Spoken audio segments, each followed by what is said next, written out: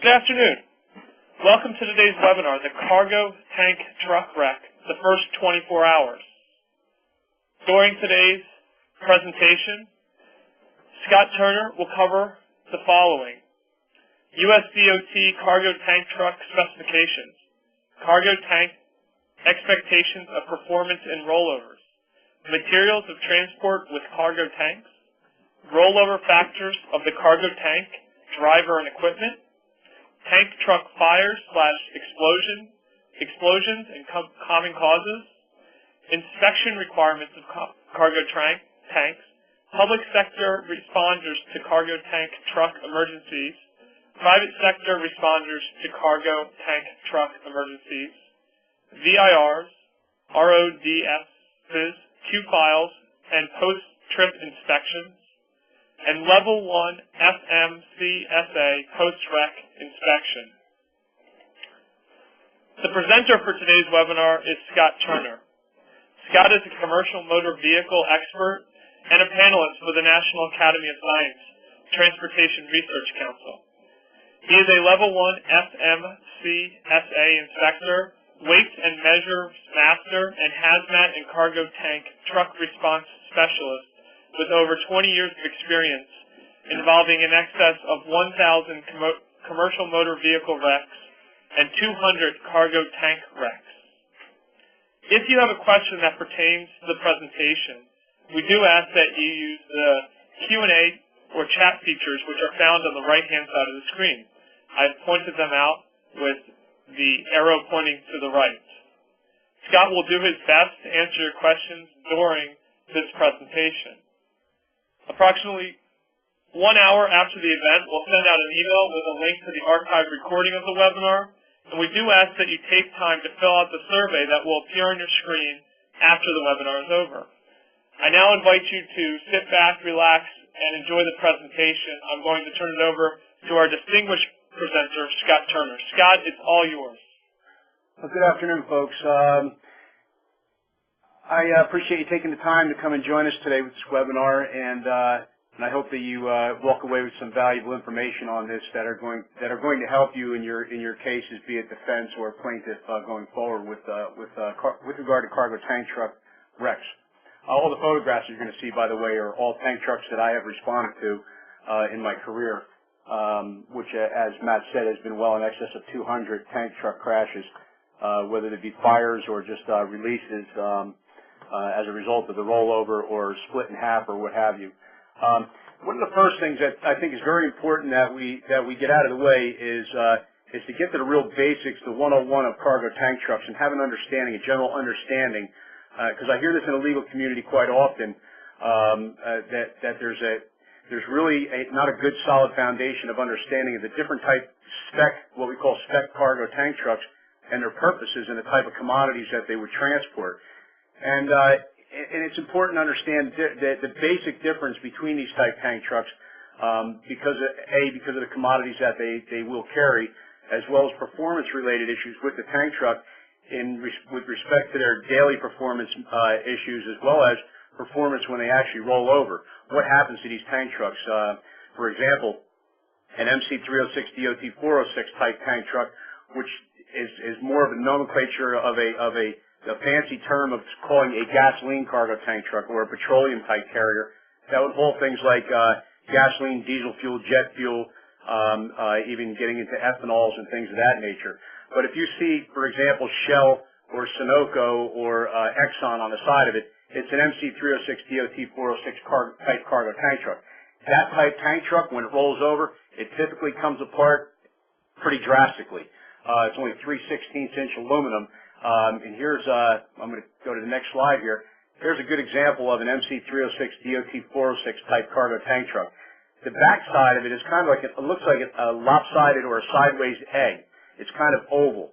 And that tank truck right there, that 9,500 gallons of gasoline going down the road, there's only 3/16" of aluminum that's between you and that gasoline that's contained inside that tank truck.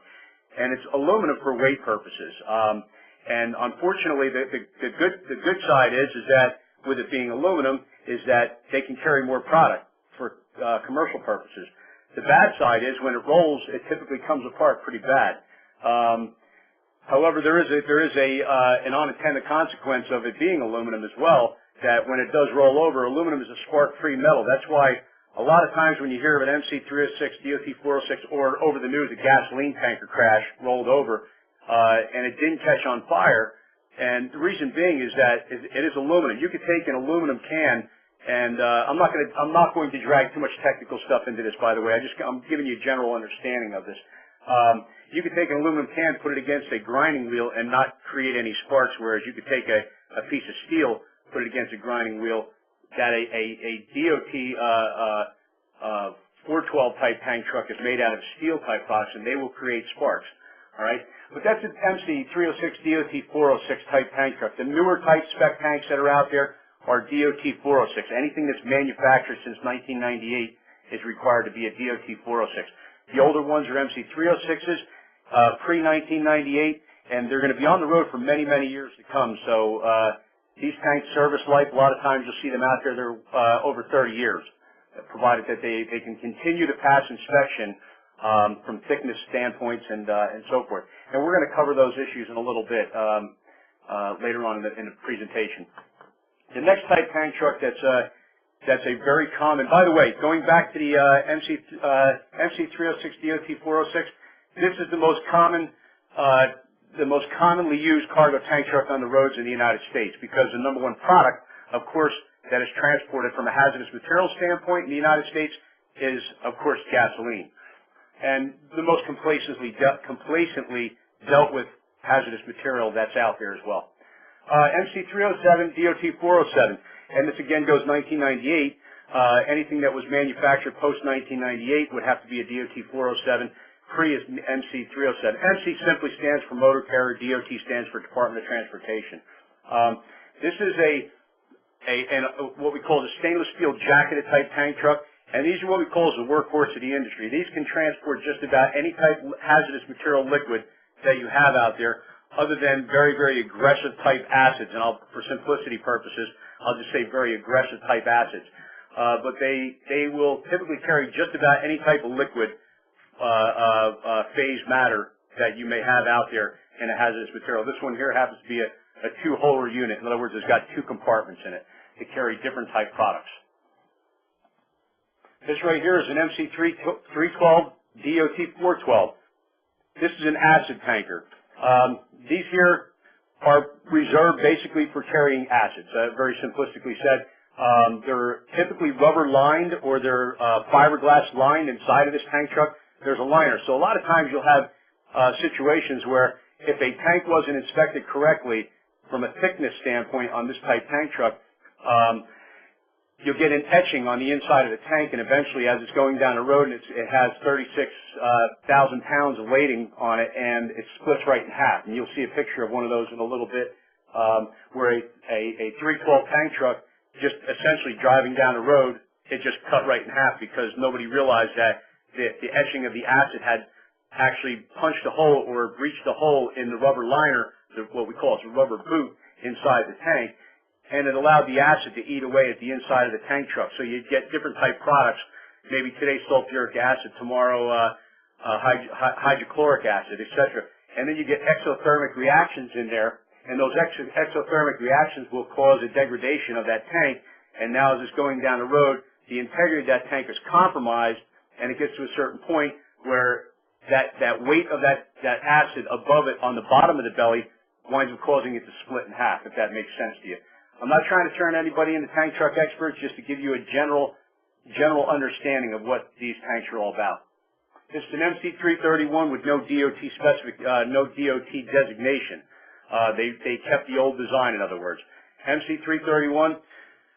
This is that real big case that some of you may be aware of that happened out in Ohio, where there was a propane tank that had rolled and caught fire. I'm not going to get into details on it because it's obviously a very active case, and there's a lot of federal regulations that are being, as a matter of fact, that's one of the issues that we're dealing with at the National Academy of Sciences right now, looking at that particular case and putting that into the mix of the answers that we're getting out at the other end. This is a MC331, and essentially it's a propane tank. It's not very often you see too many other placards on these other than UN number 1075. which is going to indicate liquefied petroleum gas. It's highly pressurized. It's a highly pressurized vessel. It's kind of like almost like a thermos bottle, if you will, a giant thermos bottle on wheels. This right here is an MC-338. 338 is for cryogenic, very, very cold liquids. These drivers on these type tank trucks are probably just about some of the best in the industry, as well as the 331s too, I may add. Tank truck drivers in general are some of the best drivers in the industry. Incidents do happen, of course, but just a side note on that from my experience, that some of these guys are very good at what they do. This 338 here, again, it's going to carry cryogenic liquids, for example, oxygen, liquid oxygen, that they'll take to a hospital and they'll put it in storage tanks that's used throughout the facility, piped in throughout the facility for oxygen purposes, surgery, or patients that are laying in their beds and so forth. Most cargo tank truck wrecks occur on the main line of highways. This is something that really, quite frankly, when I saw the statistic, I've been on a number of incidents over the years that have been on interchanges, and for some reason, in the back of my mind, I always felt that most of these occurred on interchanges, and that turns out statistically to be not true. The majority of cargo tank truck crashes that occur on the main line of a highway rather than an interchange. I think that it's just that I happen to live near a bad interchange where I responded to just in that one interchange alone over a 20-year period, probably about 8 tank truck crashes there alone, and it always kind of stuck in my mind. But they commonly do occur where you have straight lines, and a lot of times as a result of overcorrection. So a driver may be maybe not paying attention or talking on his phone or something to that effect, and next thing he knows, he feels his truck being pulled off a soft shoulder and tries to bring it back up abruptly, and when he does, he overcorrects and he winds up getting that slosh and surge factor, which we will cover in a little bit as well. And the slosh and surge factor is typically what's going to cause, because of a higher center of gravity on a tank truck, is going to cause that tank to actually roll. Cargo tank truck rollover risk factors, vehicle design. What do we mean by, I just mentioned it, center of gravity. It's a real big issue right now that's going on, again, with the studies that we're looking at. There's been a lot of things that have been released on this of late as well from various private groups that are out there, but we're looking at it from the National Academy of Sciences perspective, or group, I should say. So the vehicle design, and I'm not speaking of the tractor so much, I'm more referring to the tank truck itself. And if we're able to lower that tank truck just by a few inches, 4 inches or so, it would substantially reduce the amount of rollovers that actually occur with cargo tank trucks. And that's regardless of what type tank trucks that we're talking about, of all the respective tank trucks that we just covered. By the way, there's one other one in there that is a spec tank that I didn't have on there because I just didn't really want to get into detail. It's an intermodal type tank. It's an ISO tank, ISO. And those intermodal tanks are the type that you see, they take them off the ship and they put them on chassis and then they transport them. They still have the same surge factors and slosh factors, and they have a higher center of gravity concern than your standard type tank trucks that are domestic here in the U.S. So, and these type tank trucks, by the way, folks, are not to be confused with milk tankers or food grade. You see, Archer Daniel Midland, they have out in Midwest, they have their tanks running food products, soy products, and so forth, milks and things of that nature, products of that nature. They're not to be confused with spec tanks. Those are non-spec tanks. So if the guy down the road is transporting in what looks like to be a gasoline tank truck, and it has water written on the side of it for pools, it's no longer a spec tank. He will not leave that in spec. He will remove the spec plate from the passenger or driver's side of the rail of the tank truck itself. All right. So vehicle design, there's a lot of other issues that are involved with prevention of rollovers, and a couple others is the braking systems that are being looked at very heavily. There's a lot of what I'll call a lot of inventions that are coming out now that are allowing brakes to react according to the weight of as the truck is approaching into a turn or what have you. So there's a lot of things that I don't want to discuss in any depth right now, but there's a lot of things going on with that. Load effects. The majority, I think it's 94%. I have it covered a little bit later on. 94%, if I'm not mistaken, of all tank truck rollovers are less than full loads. Why is that? Well, it's real simple. It's just because of the surge factor and the slosh factor. Surge factor is going from front to forward, from rear to forward, or from forward to rear. Slosh factor is going left to right in the tank truck. And if you get a combination of slosh and surge with a half tank, it's a very dangerous situation. So that's why you'll see most gasoline type transports out there typically try to run, if they can, they try to run full loads, because I've been on incidents that I've come up to an incident and the driver's sitting on the curb after the tank is rolled over, and he sits there and he says, geez, I've been making this run for 18 years. That same turn I've taken for 18 years or 15 years, what have you, 10 years. You know, I do it every day. I don't understand what happened. Then you find out that he was running a 50% load for whatever reason. And that 50% of that load allowed for all that headspace, and that headspace caused for that surge and slosh factor. When he came around that turn, applied the brakes, maybe a little bit too quickly, and the load was pushing, if he was turning left, the load was, with the center of gravity, was pushing right and forward, causing the slosh and surge factor. Highway factors. If you're looking at transitions on highways and so forth, you know, do you have a proper transition? If you're the carrier, if you're the attorney that's representing the carrier, is there proper transitions on the highway? In other words, has it been thought through correctly? Has it been designed correctly? Other highway factors are, oh, by the way, transitions are, if you're not aware, transitions are basically to make sure that you don't have pooling up of water on the highway, so each lane going out from the center, left or right, if it's a 4 or 5 lane highway, typically it's going to be transition where it's going to have a slight pitch going left or right in order to allow runoff, so you don't have any pooling of water causing possible of hydroplaning. Highway factors also includes construction zones. Construction zones, if you have, if you're an attorney for a carrier and one of your trucks is wrecked in a construction zone, you want to find out if the MUTCD regulations were followed. That's really important because quite often, and I'm very cognizant of this because I'm an MUTCD certified guy as well. I'm driving through construction zones and I'm always looking to see if these guys are actually setting these zones up correctly. Do they have the proper warnings? Do they have? And it helps to keep my mind fresh on this too. Do they have the cone spacing correct? Do they have? I'm not getting out and measuring it, of course, but I'm using guesstimations on it. Are they giving proper notice and warning of lane closures or shoulder closures and so forth? So I just like to keep myself aware of that. So you want to take a look at that.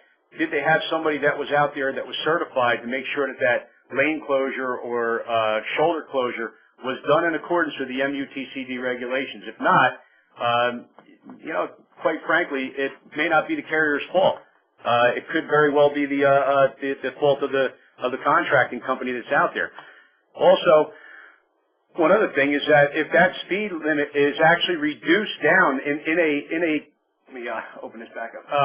If that speed limit in that construction zone is reduced down to 45, to say hypothetically 45 miles an hour, a lot of folks don't realize that that 45 miles an hour is designed for cars in optimal weather conditions. So if it's raining out, that truck should really be reduced down to much slower speed than that 45 miles an hour, possibly 35. So the sign is up there for a four-wheel car in optimal driving conditions. So again, all these highway factors do kick in. Driver factors, we're going to talk about that a little bit later on, but real simply, I mean, are the driver factors, is a person a diabetic? Are there any issues with relation to, does the driver have health concerns, or does he have personal issues that are keeping him awake at night? Believe it or not, these things play in. We want to take a look at all these different things and make sure, even if we're an attorney working in-house counsel, working for a transportation company, making sure that these drivers are all following the rules the way that they're supposed to, and make sure that the safety department is imposing the rules correctly. So driver factors, also fatigue. Fatigue is a major factor in that, and there's new regulations that are being kicked about right now with respect to hours of service. So the RODs are going to likely change, record of duty status. They're likely going to be changing somewhat Not much. I don't think there's going to be drastic changes, but somewhat over the next several months.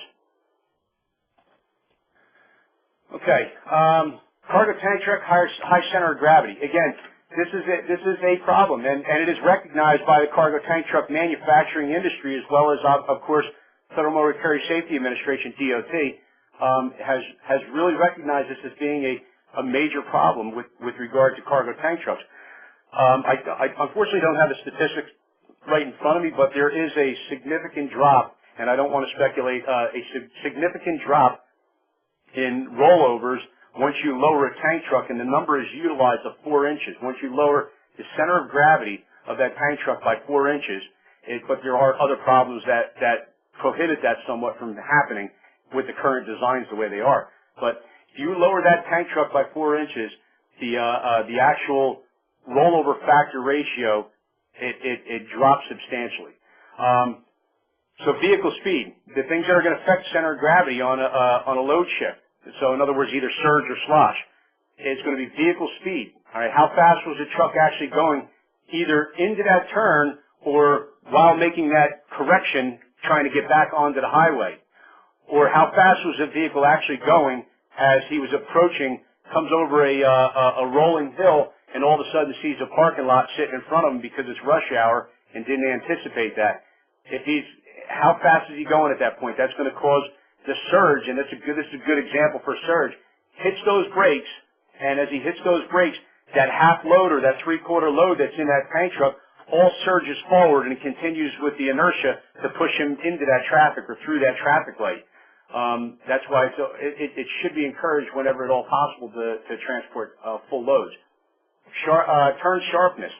How sharp is the off ramp? I can tell you and the ramp that I had mentioned earlier, I happen to be from New Jersey, and there's a ramp that's down in Parsippany, New Jersey, coming from 287 north on the 80 west, and they're rebuilding that entire ramp right now, and it was a long time in coming because that was the one that I had been on probably about 8 to 10 tanker crashes in a 20 plus year experience there.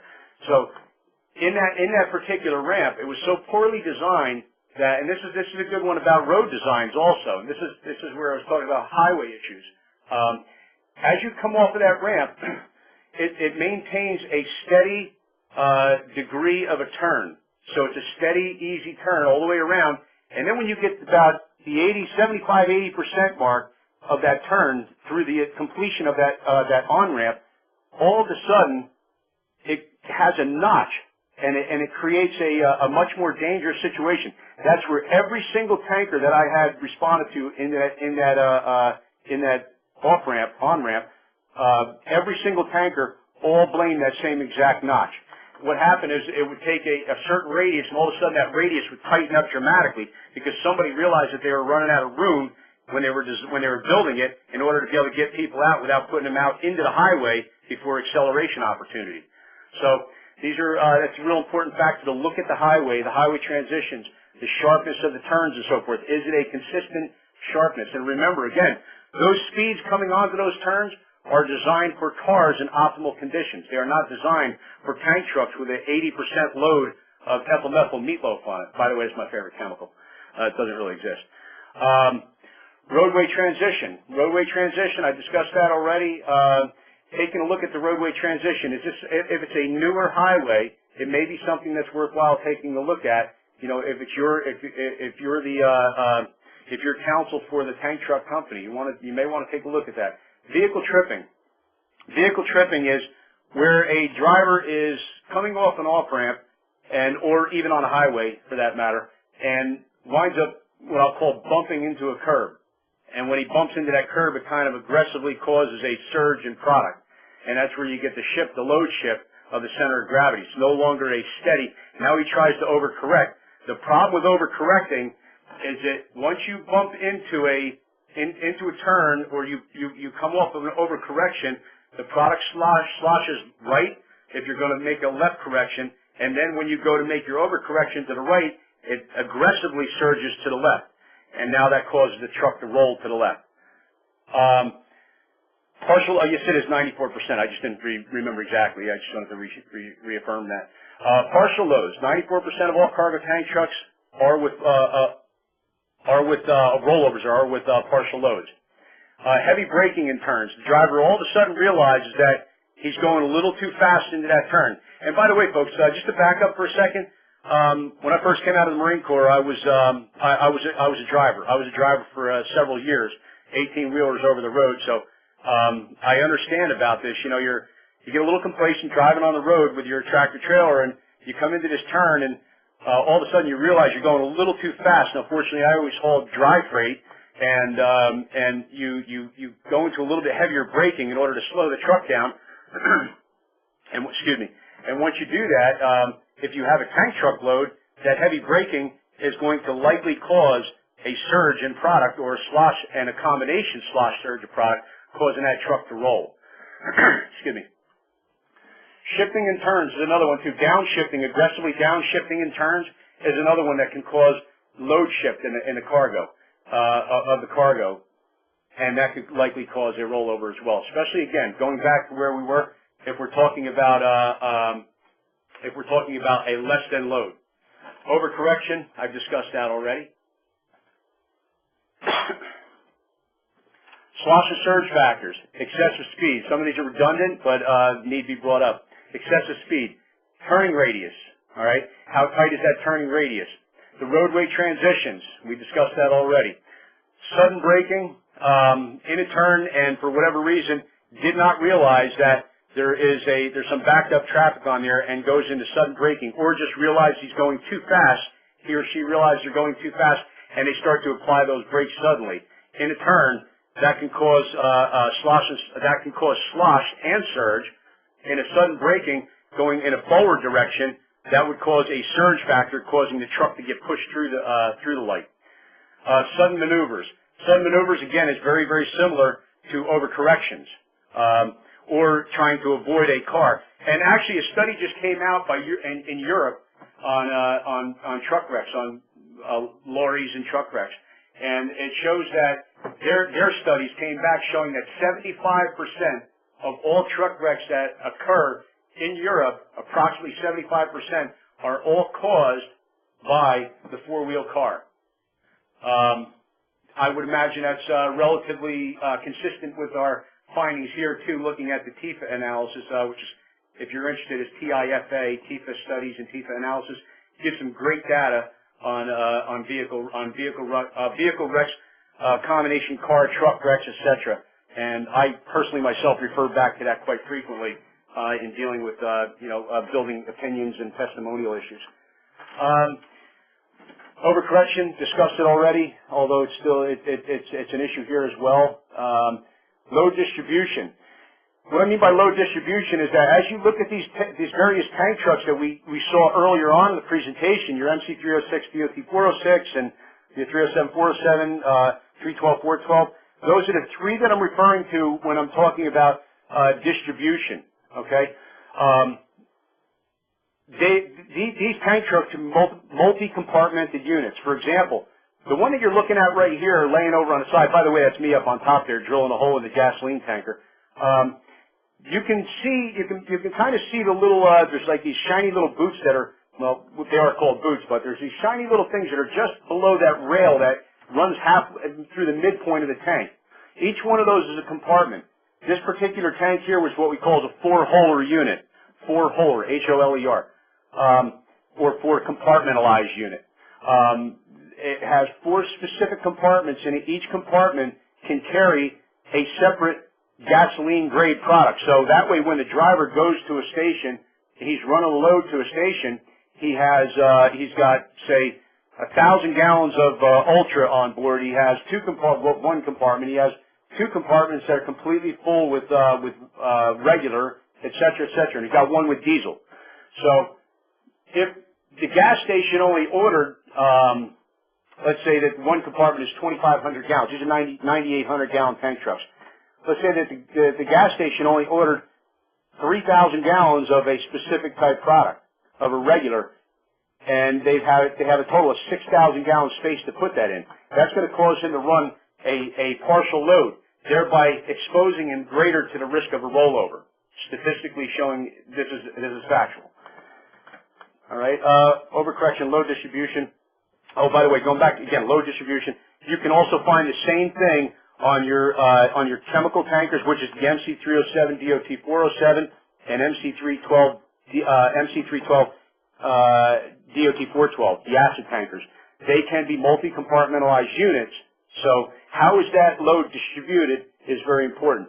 And also, just a quick side note, on gasoline cargo tank trucks, the one you're looking at right here, the front, if it's a multi-compartmentalized unit, the design of the tank truck is almost always going to have the first and the last two compartments are going to be your largest compartments. That way they can put the most product in those if they only have partial loads, which is going to give more braking power based on the weight over the axles. Equipment design. Again, we talked about equipment design. Equipment design is going to play a factor, but even more in depth, again, I don't want to get into trying to make everybody tank truck specialists here today. That's, of course, but equipment design is important in that does the tank truck actually, every 60 inches by federal law under Section 180 of Title 49, it's required that every 60 inches they either have one of three things for a structural integrity of the tank. Either a stiffening ring, a baffle, or a bulkhead. All right, a bulkhead is going to separate product. A baffle is going to prevent product surge from going forward. And a stiffening ring is an exterior ring on the tank that you saw, if you recall, going back on that third slide that we had showing the 312, 412 tank truck. That's going to provide that cylindrical shape with integrity, structural design integrity as it goes down, excuse me, as it goes down the road. So equipment design is important in that, you know, how many baffles do we actually have in this tank itself? Are there baffles in the tank? Because baffles will help to keep that tank from surging forward when it comes up to a traffic light. It is definitely something to take a look at. Shifting on a turn, again, is slosh and surge factors. Highway factors, sharp curves, steep grades, runaways. Again, going back on my experience as a truck driver, back 23, 24 years ago, 25 years ago, I had a runaway truck up in New Hampshire. So steep grades, believe me, it's a horrifying thing. I had a runaway on a 5-mile mountain, and I don't know how I'm here talking about it today, but I am. So steep grades, were the proper precautions taken? Was the proper signage there, warning the drivers? Was the equipment, you know, making sure that the carriers, for the attorneys that are defense attorneys, making sure that the carriers are putting have their customers have learned lessons from the past, and learning the lessons of the past is making sure that not just 20% of the brakes that are effective as required by DOT, but all the brakes are effective. Making sure that the drivers aren't diming out the front brakes on a tractor because they have the old school thought process, and I'll talk about that briefly later on in inspections. But, you know, these things are going to be very important in dealing with steep grades. Soft shoulders. Again, soft shoulders will inevitably cause corrections. Hard corrections and hard corrections for inexperienced drivers typically are going to wind up causing a rollover, a wreck. Hard berms and curbs. That's going to cause a tripping, okay? Are they appropriately placed? Narrow driveways. That's if you're going into I've actually had one rollover at 5 miles an hour, and this is in Clark, New Jersey. It was a gasoline tank truck going into a narrow driveway on ice and wound up sliding into the curb, and because it was a partial load, it actually caused the tank to just kind of like creak right over. It wasn't an aggressive and nasty rollover, just rolled over. We went and drilled holes in it and transferred the gasoline out. Limited visibility areas and blind turns. Examine the area of where the wreck actually occurred. Are there blind turns where this guy, the driver, was taken that caused that could have been a causation factor in the wreck itself? Construction zones, again, MUTCD, construction zones. Make sure that that construction zone was not the fault of your driver in that wreck. Highway designs. All right, how about the highway designs? Again, taking a look at if it's a newer design, newer built highway, it's worthwhile taking a look at. It could be a causation factor. And highway transitions. I know some of this stuff is redundant again, but when you get into highway factors, surge and slosh and so forth, a lot of these things are repetitive. Positive vehicle maintenance factors, brake performance. Again, I referred to earlier about hills, aggressive hills and mountains and so forth. You get out Midwest or you get into West Virginia, Tennessee, Eastern Tennessee and so forth, you've got some pretty aggressive hills there. And brake performance is going to be vital.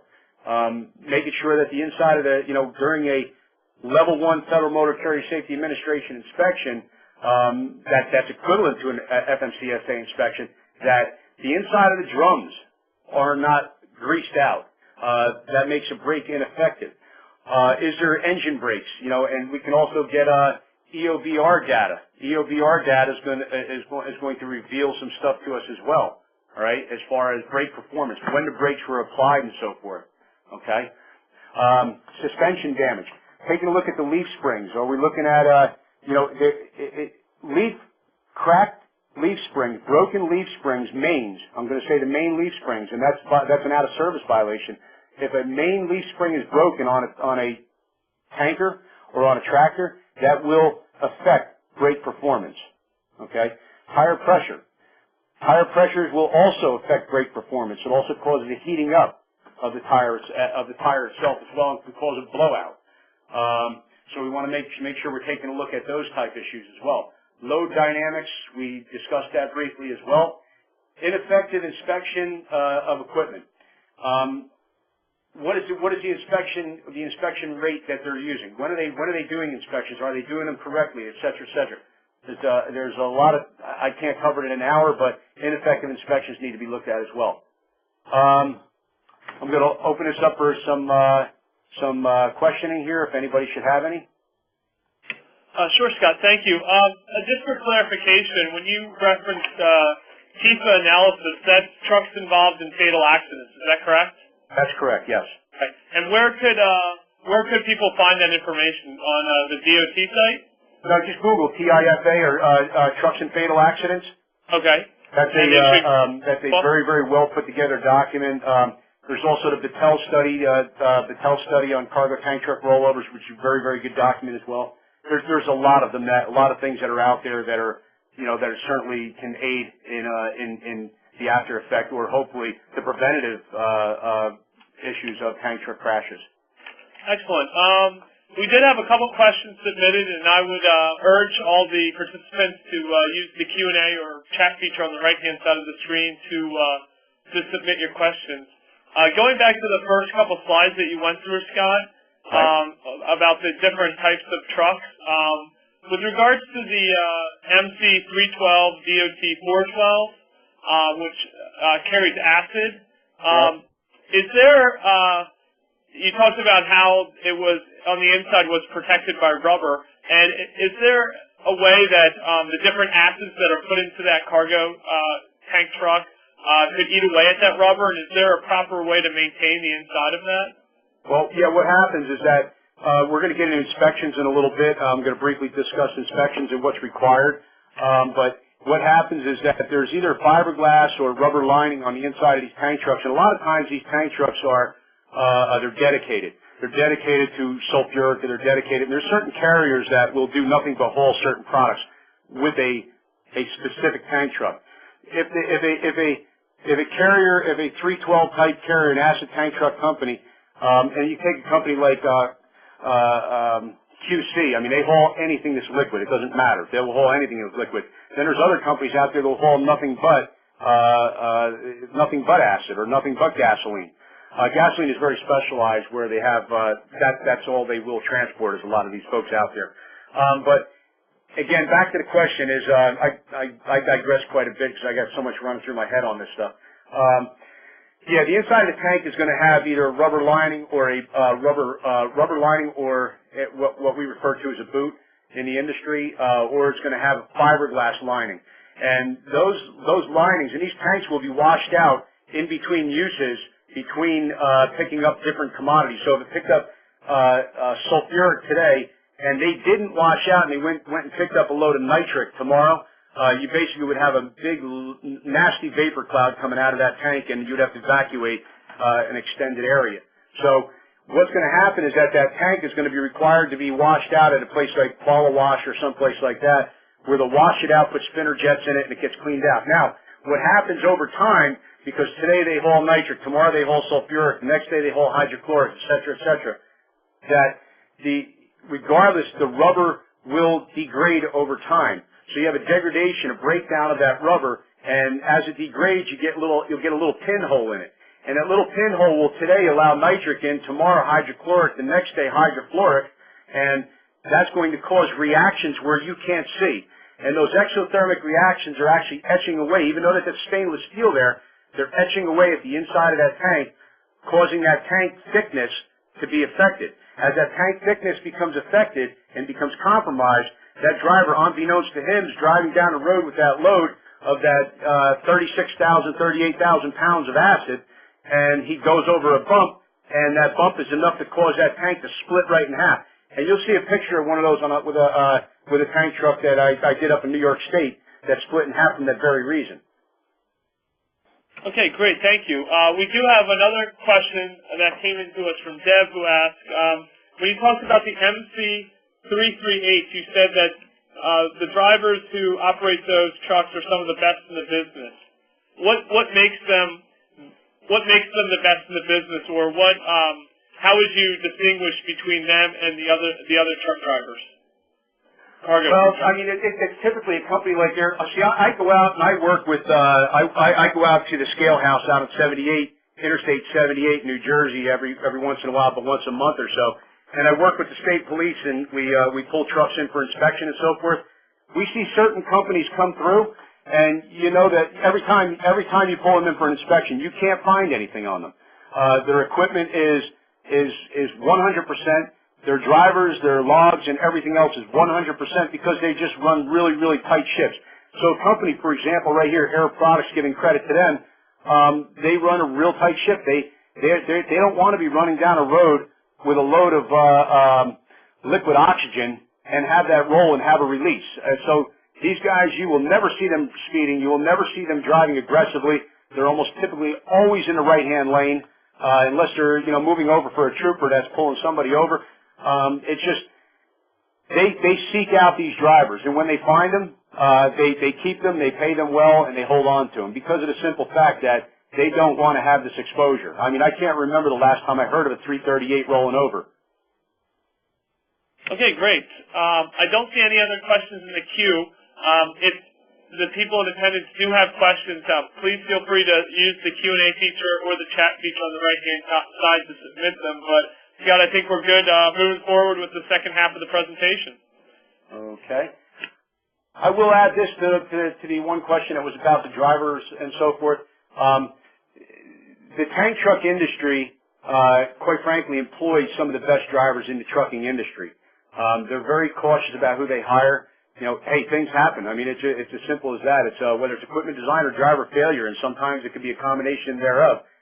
It happens. So the tank truck industry, though, if you look at the percentages of tanks going down the road on a population from a population aspect, it's the amount of tanks that roll over, comparatively speaking, to other trucks. It's pretty impressive. They run a good record. Anyway, okay.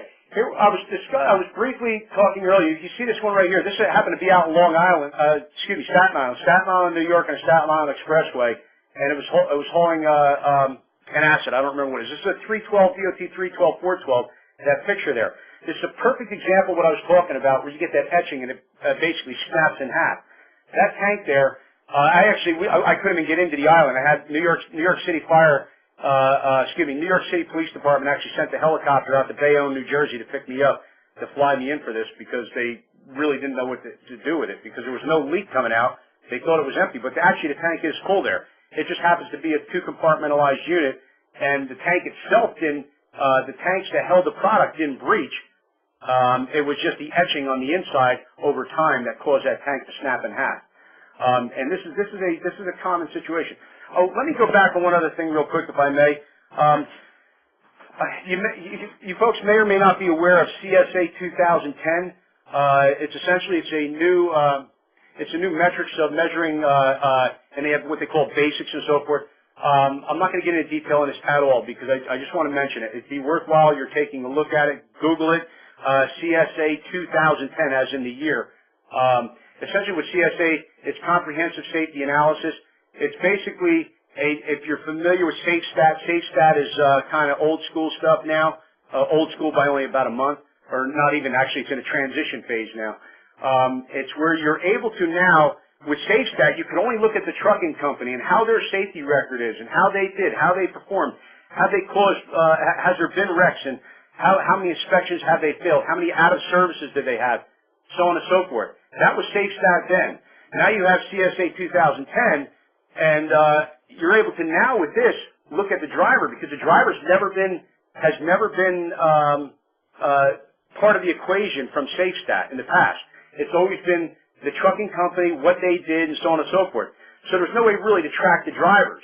This new CSA 2010, as you look at it, and whether it's fatigue or what have you, overcorrection or inattentive driving that caused a wreck, or a car, which is 75% estimated according to European standards or studies. So you're able to look at that, all that information, and make a determination, you know, now going forward, how many times was that particular driver involved in a wreck? And the idea is to get rid of the lousy drivers, get them out of the industry. And that's all coming about right now. There's a lot of promises being made from Federal Motor Carrier Safety Administration, but they're doing their best, and I think it's going to be a great program once it actually gets kicked off. And trucking companies, quite frankly, that are into this really understand it. They're looking forward to it as well. All right, let's see here. 49 CFR 18407, inspection and test intervals. This tells you if you have a situation like this here, you know, you want to take a look at when did we have our tank, or you know, if you're a plaintiff, you know, when was that tank inspected? External visual inspection. That's required for all tanks. And what MO-YRV, okay, what that means is the month, the year, and V stands for external visual inspection. That right there, as you see it, MO-YRV, is actually on the side of the tank truck. It has to be by federal law, according to 18407. Internal visual inspection, MO, month, year, and I. It's going to have, so in other words, it would say it would say this month now, 909-10I.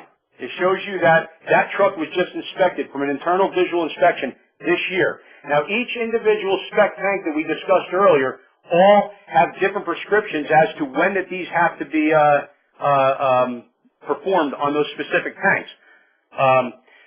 For example, thickness.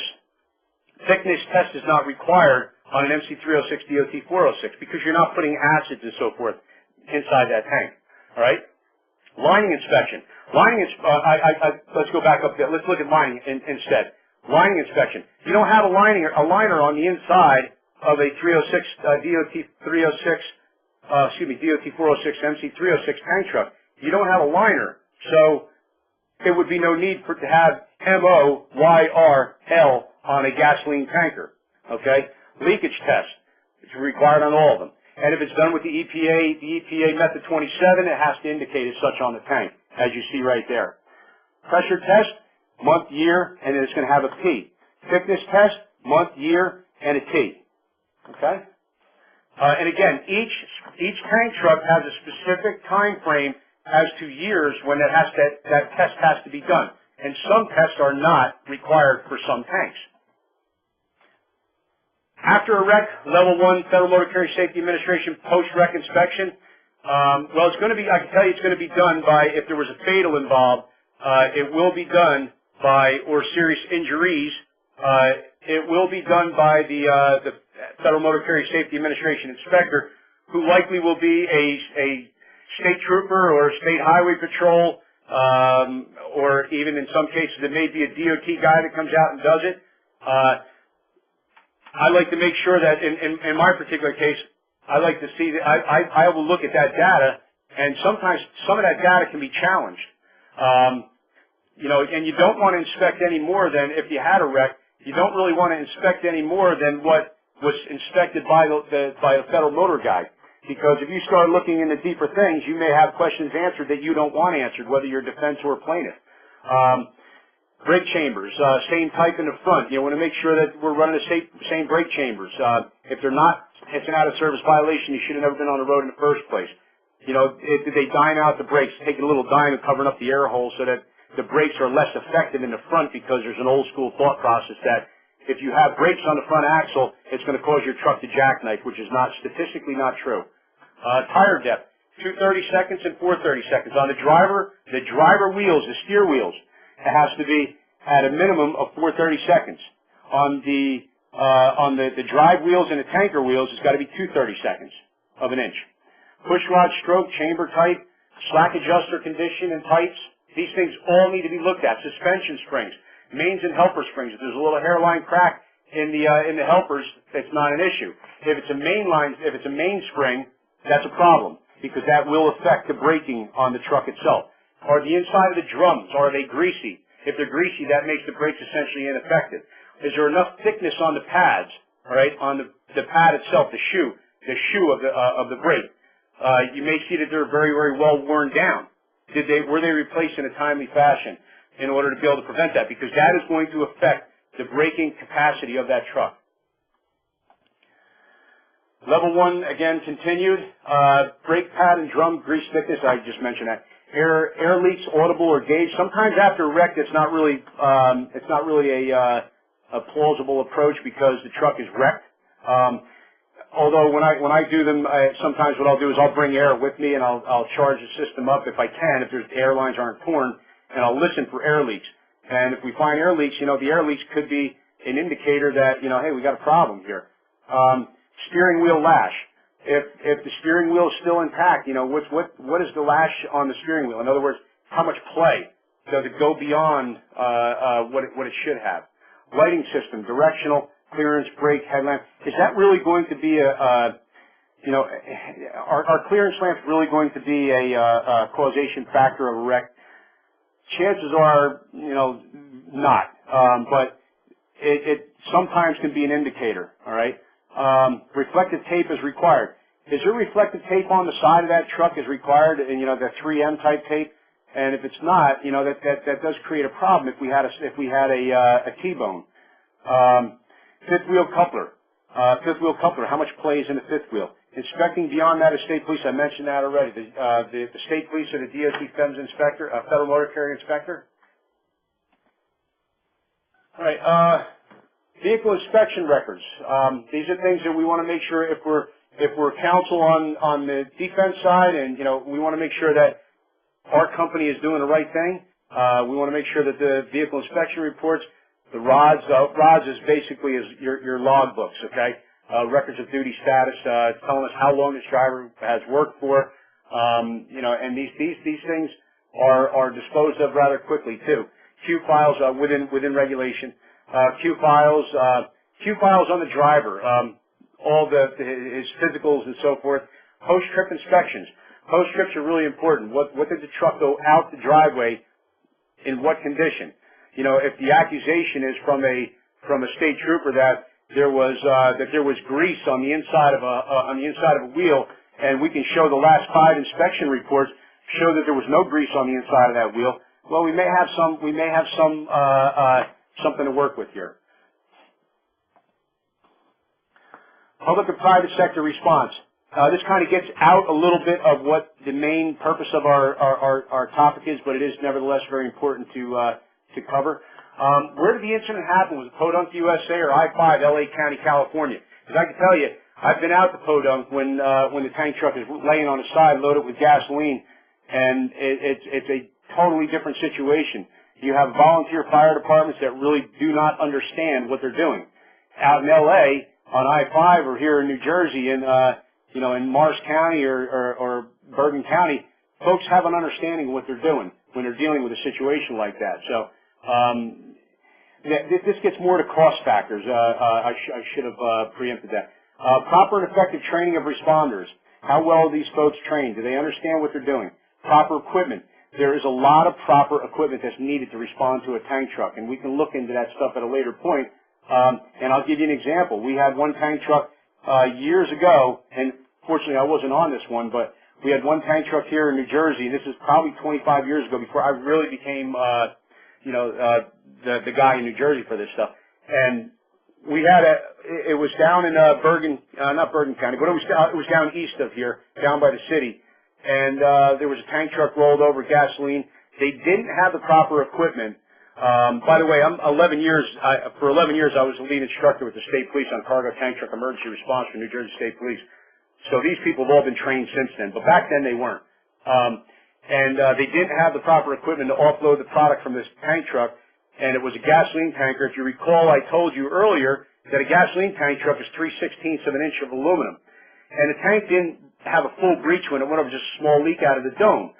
So they, in their infinite wisdom, decided that they were going to right the tanker, in other words, put it back up on its wheels using a wrecker full of product. Now, you have no idea what type of integrity, structural integrity damage has been done to that tank truck when it rolled over at 30 miles an hour, 35, 40 miles an hour. They decided to start righting it, and as they did, they got about halfway up and the tank completely breached and split in half. All right? They turned around and tried to blame the carrier. Now, sorry, and if that was a case I was working on, I would say, that's not the carrier's fault. But I would have my opinions for that. Off-scene support for responders. What kind of support do they have off-scene? Contamination release, levels of hazmat, cost recovery ordinances, reasonableness be excessive. This is a big issue that has really come about probably about 10 years ago. Especially now, it's getting more legs, much more legs than it ever has in the past because of the financial constraints on townships, on counties, etc. They're looking to recoup their money that they spent to respond to that tank truck. And believe me when I tell you, it can be very, very, very expensive. When you have 36 firefighters, you have 12 hazmat people, and 90% of the times, 95% of the times is a guy like me that does the work.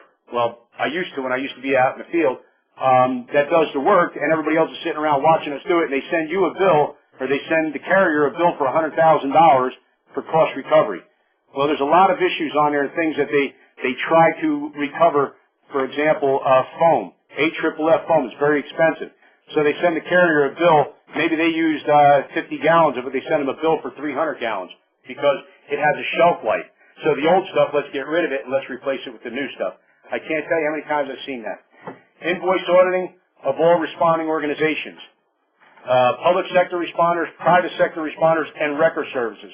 That one incident I showed you where that tanker was split in half earlier, the wrecker service sat around, and they had, I don't remember how many people, it was about 16 people. They sat around the entire time while we were doing the work, and they turned around and they sent the carrier a bill for $85,000. I turned around and I chewed that invoice apart before they sent it out, and they settled. They wound up settling for $22,000. I mean, it's robbery. And the picture spoke a million words on that one. Seeing their guys laying underneath trees with hats on, sleeping while we were working really, really helped out the situation. All right, fire and explosion. What causes the fire and explosion? Well, if you remember nothing else, it's movement creates energy from a static factor, okay? Movement creates energy. I'm not going to get into all the points here. You can read those on your own there, but static will be created by movement of product. So in other words, if you have free-falling product, what I mean by that, you have a tank truck that gets into a vicious rollover, rolls a couple times, and you have product, gasoline, in the middle of August, and it's 95 degrees out and humid, and you have gasoline that's falling from about 4 feet up where there's a gouge in the tank, and it's free-falling onto the ground. That's building up static, and it's creating a very, very hazardous situation that needs to be controlled immediately. The first control is AFFF foam. Second control is going to be bombing it. Third control is going to be containment. And also hoses, too. If you're transferring, and folks don't realize this, and I've got a quick picture on the next frame, but if you're transferring product on a gasoline tank truck that's crashed or a 307 tank truck that's crashed, it's a gasoline or a flammable product, you're transferring it from point A to point B. In between point A to point B, as it's racing through that hose from the pumping system, it's building up static. If you do not have the proper grounding and bonding procedures put in place, you will very likely have a static discharge which will cause an ignition of that tank truck. And that's not good. Fine example right there, the picture in the background. If you have a situation where you've got a tank that's a bad example. Let me. I don't want to get too complex. All right. Anyway, fluid transfer. I'm going to drop down the fifth bullet there. Fluid transfer through chemical hose creates static. All right. It's got to be bonded. You got to bond those hoses. And if there was an ignition after the fact, if there, say 15 minutes goes by, that tank truck rolled over, 15, 20 minutes goes by, and there was no fire as a result of the initial impact, obviously there's something that created that, like either static or lack of control of static. And if there are people working on that incident, whether it be fire department, it be hazmat teams and so forth, and there's a fire after the fact, they did not do their job correctly. Static was not controlled the way it should have been controlled. Free-flowing liquid phase matter creates static. Again, I mentioned that earlier. Grounding and bonding required for all transfers of liquid phase and gaseous phase matter. Even on gas. Gas, in other words, gas referring to liquefied petroleum gas. That's going to create static as well. Back when I used to be out in the field in response, I had a policy. We put a policy in place that it was required that I didn't care if you were transferring a tank truck load of water, contaminated water. You were to ground and bond that tank truck because it created a mindset.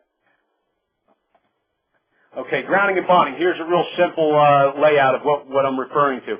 Here's a double diaphragm type pump that would transfer. This is the last slide, by the way, folks, so you're just about on time.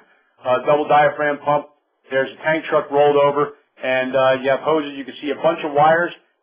You see one connected to the tank, one connected to the pump, one connected to the ground. That's grounding and bonding, making sure that we are creating an environment that is not going to release static discharge, because that little shot on your ear that you used to do when you were a kid on the carpet to your brother, that same static shock right there is enough to light that tank truck, definitely light that tank truck up on fire. All right? Any other questions before we close? Yes, we do. We have a question from Kevin Scott, who asks, do the turning requirements for tankers affect the designs of on and off ramps? Can a government claim design immunity, New Jersey, if they approve a ramp design without considering that the design creates dangerously tight turning radius? Are the turning requirements for tankers that pronounced that the ramp design would have to be incorporated? Well, the highways are designed, federal highways, more importantly interstates. Interstates are designed for all intended traffic. So your off-ramps, and that's why they're reconstructing, and this is the best way that I can answer this, that's why they're reconstructing the ramp down there in Parsippany right now, because it obviously did not accommodate tank trucks. So, can you make the case, can you argue the case that, even if they say that it was built to accommodate tank trucks, well, this obviously wasn't based on historical data of that ramp itself. So going back and looking at historical data for that particular ramp may be helpful, and it's a tough question. It's going to be a state-by-state question as well. I hope I answered that. It's a tough answer to come up with on a generic basis. Okay, I don't see any other questions in the queue, but we'll wrap things up here. And if a couple questions come in while we're wrapping things up, we will be sure to get Scott to answer them. I want to take this opportunity to thank everybody for coming out today. I think, Scott, you did a great job with your presentation. And for those who gave up an hour of their time, I know it's a very busy time of the year coming back from all the summer travel and holidays, but I thought the presentation was just great. If you'd like to speak to Scott about a particular case, you can call us here at TASA. Our number is 800-523-2319, or you can send me an email. My email address is listed on the screen, mhyde@tasanet.com. As I said at the beginning, we will be sending out a link to the archived recording of this webinar. Maybe this afternoon, but most likely will be tomorrow morning. The archive recording, as with all of the other TASA webinar archive recordings, are available on the TASA Knowledge Center. The website is up on the screen, and I'll send that out in a follow-up email to everybody who attended. We are having 3 other webinars in September, and you will see them listed in the follow-up email that you are going to receive in about an hour or so. Scott, again, thank you for your time. I thought you did a great job with the presentation. You obviously spent a good amount of time putting it together and have a great deal of experience in this matter. If you have any questions for Scott, you can send them to us now, or you can email me, and I will make sure that they get to Scott. So on behalf of Scott Turner and the entire team here at TASA, I thank you for your time and look forward to seeing you at future events. Thank you, folks.